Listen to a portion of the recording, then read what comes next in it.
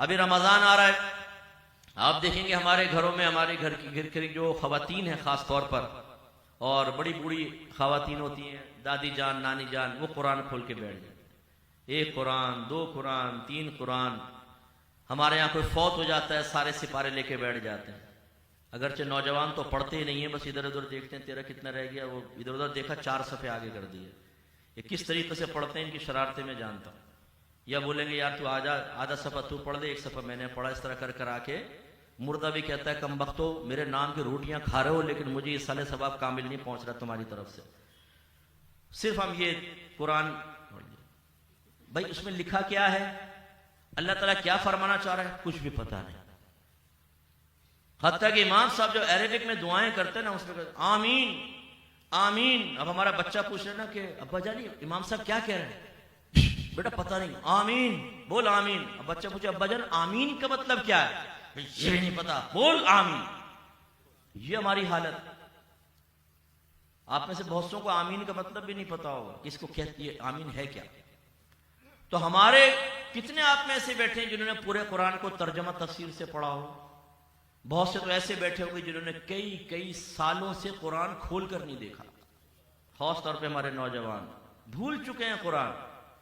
और बड़ी मादरत के साथ मैं कभी कभी ये कहता हूं, नाराज ना हुआ करें, अच्छे अच्छे पक्के नमाजियों का मैंने कुरान सुना, क्योंकि मैंने मदरसा बालिगान बहुत पढ़ा है। आप कितने साल से नमाज पढ़ रहे हैं? 20 साल, आप 25 साल, आप 30 साल। अब जब उनकी नमाज सुनते हैं बिल्कुल गलत से उल्टी सीधी। तो एक तो मैं आपको मशवरा दूंगा इस इज्तिमा पाक की बरकत से, खुदारा अपनी नमाज किसी अच्छे कारी साहब को एक दफा सुना दें पूरी, सना से लेकर और दुरूद शरीफ के बाद दुआ तक पूरी एक एक चीज सुनाएं। आप यकीन करें, अल्लाह ना करे कि आपकी गलती निकले, लेकिन आप में बहुत सारे ऐसे बैठे होंगे जो कहेंगे यार सैकड़ों गलतियां निकल आए, सैकड़ों गलतियां हम करते।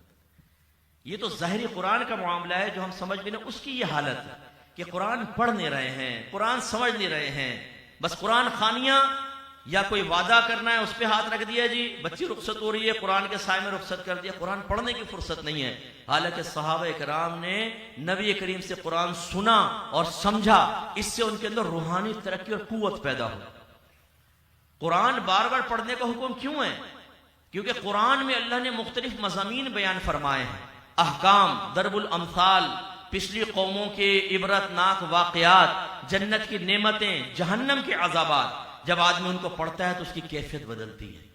बार बार अज़ाबात पिछली कौमों के पढ़ेगा तो डरेगा कि यार उनको छोटे छोटे गुनाहों पर, जो बज़ाहिर छोटे हैं हमारी नजरों में लेकिन बड़े थे, उन्हें छोटे छोटे गुनाहों पे अजाब हो गया, मुझे भी तो हो सकता है।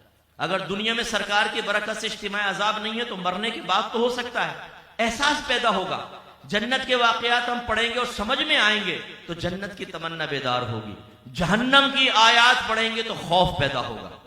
लेकिन आप देखिए, हम कुरान पढ़ते हैं, कोई कल्बी कैफियत बदलती है? कोई कल्बी के, हाँ कोई अच्छे खुश इल्हान कारी साहब कभी पढ़े ना। एक शख्स का इंतकाल हो गया, बड़ा मारूफ टीवी ड्रामा एक्टर था, वो फौत हो गया। अगर मैं नाम लूं तो आप सब कहेंगे अच्छा बोला। वो एक दफा मुझे मिल गया स्टूडियो में, क्या लगा मुफ्ती साहब जब मैं कुरान पढ़ता हूं ना मेरी आंखों से आंसू जारी हो जाते हैं। अब ये भी एक शैतानी धोखा है। एक कारी साहब ने कुरान पढ़ा, आपने सुना, आपके दिल पे उसकी आवाज ने असर किया, आप रोने लग गए। ये बताओ आपके रोने से फायदा क्या हुआ? आपको तो समझ ही नहीं आ रहा कुरान पाक। असल में आप कुरान की वजह से नहीं रोए। आपके सामने तो अगर सारंगी बजाया जाए ना, सारंगी होती ना, उसी में आंसू निकल आएंगे। वैसे गमनाक बजाते हैं तो उसी में आंसू निकल आएंगे। तो भाई अगर आंसू निकलना कमाल हो तो सारंगी भी आपको वो वली बना देगी ना। ये बाकमाल चीज नहीं। हमने इन चीजों को अपना कमाल समझा हुआ है कि यार मैं नाज उधर बैठा, ऐसी उसने नात पढ़ी, ऐसा उसने कुरान पाक की तिलावत की, मेरे आंसू निकल गए, बहुत आंसू निकले।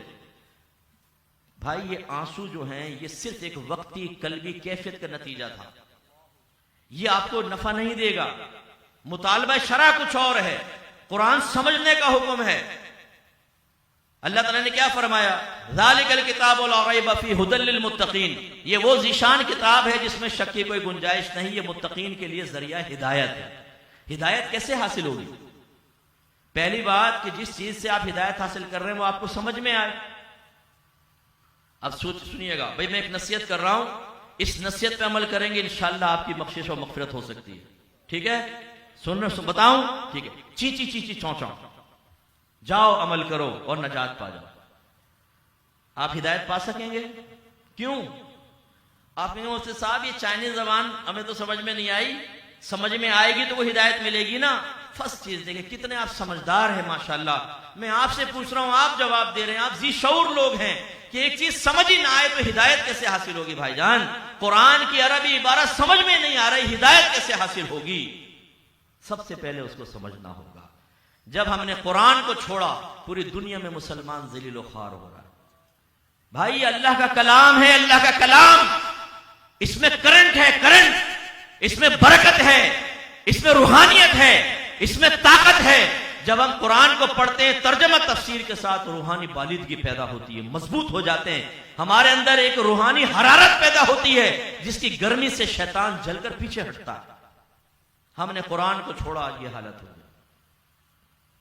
दूसरा, तज़किया नफ्स मेरे सरकार ने फरमाया